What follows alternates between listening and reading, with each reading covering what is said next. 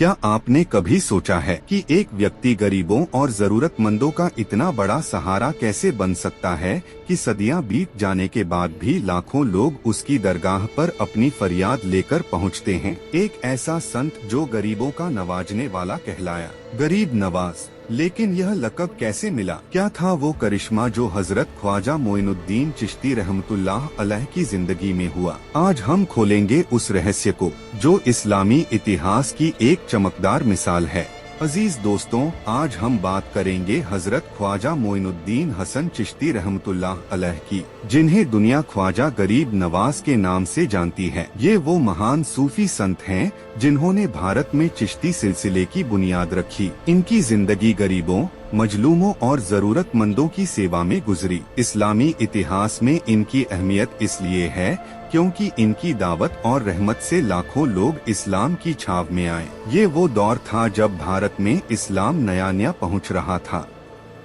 और ख्वाजा साहब ने प्यार, मोहब्बत और सेवा से दिल जीते।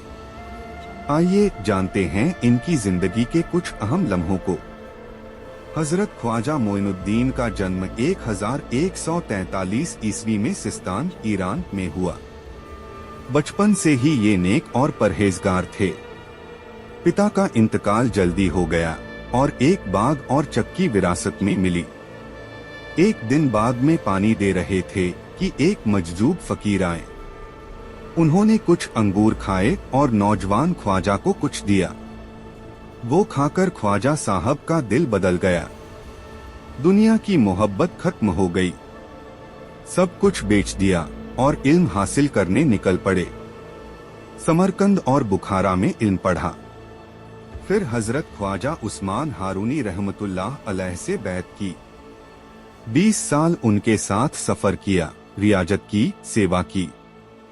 ये वो दौर था जब दिल में सिर्फ अल्लाह की तलाश थी। ख्वाजा साहब ने हज और जियारत की।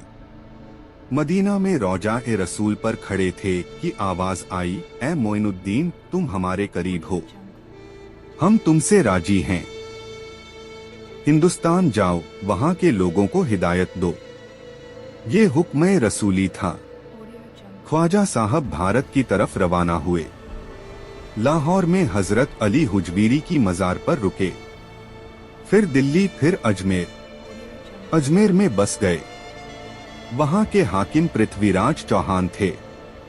शुरू में मुश्किलात हुई, लेकिन ख्वाजा साहब ने सब्र और दुआ से सामना किया।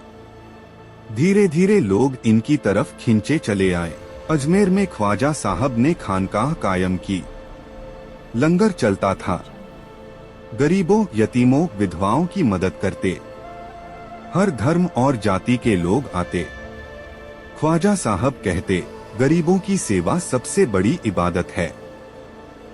एक बार बहुत से गरीब आए। खाने की कमी थी, लेकिन अल्लाह की रहमत से थोड़े से अनाज से हजारों को खिलाया गया। लोग हैरान रह गए।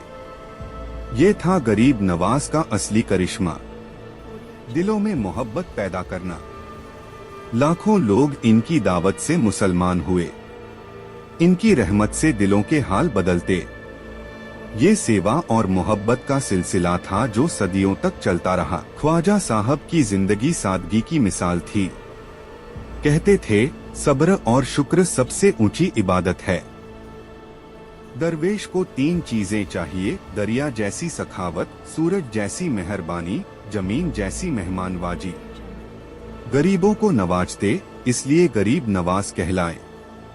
इनकी खानकाह में हर कोई बराबर था। राजा हो या रंक, सब एक जैसे। इनकी मोहब्बत ने हिंदुस्तान में इस्लाम का झंडा बुलंद किया। चिश्ती सिलसिले के खलीफा बनाए हजरत कुतुबुद्दीन बख्तियार काकी, हजरत फरीदुद्दीन गंशकर जैसे बुजुर्ग।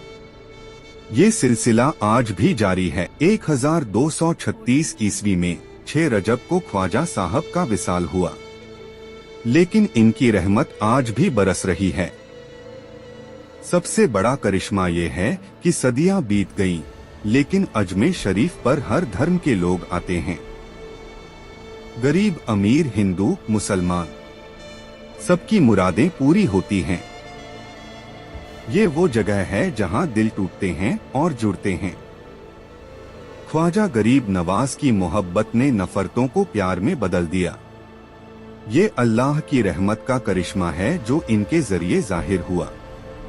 गरीबों का नवाजने वाला आज भी गरीबों का सहारा है। ये वो रूहानी ताकत है जो दिलों को रोशन करती है। अजीज दोस्तों, ख्वाजा गरीब नवाज का करिश्मा कोई जादू नहीं था, बल्कि अल्लाह की इबादत, रसूल की इताअत और खल्क की सेवा था। इनकी जिंदगी हमें सिखाती है कि असली कामयाबी मोहब्बत और सेवा में है।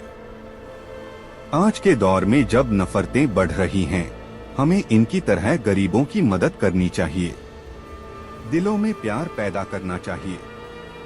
हर इंसान को अल्लाह की मखलूक समझकर इज्जत देनी चाहिए।